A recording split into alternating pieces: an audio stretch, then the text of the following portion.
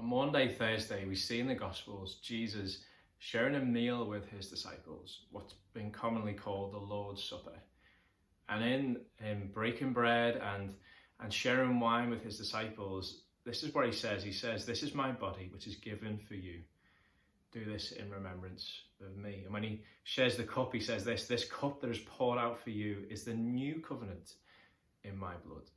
Jesus is showing his disciples symbolically what he's about to do the next day. And he says what is going to happen is going to bring about a new covenant, a new promise with God's people. See, in the Old Testament, the old covenant that God's people were under, they were never able to keep their end of the promise, keep their end of the covenant. They were disobedient and they could never fulfill their side of the bargain. Yet Jesus is about to bring about something through his broken body and his shed blood, which will fulfill their obedience. He's about to be their obedience for them.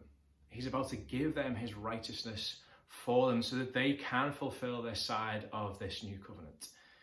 This meal that he shares with his disciples is a beautiful reminder, a great remembrance to God's people of everything that he has given to us so that we could be brought into relationship with God. Not because of any obedience that we have undertaken, but because of Jesus' perfect obedience given to us, imputed to us, his brothers and sisters.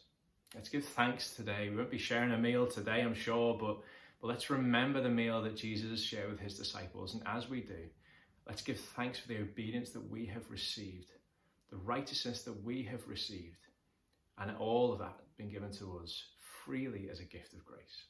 Have a great day, folks, and I'll speak to you tomorrow.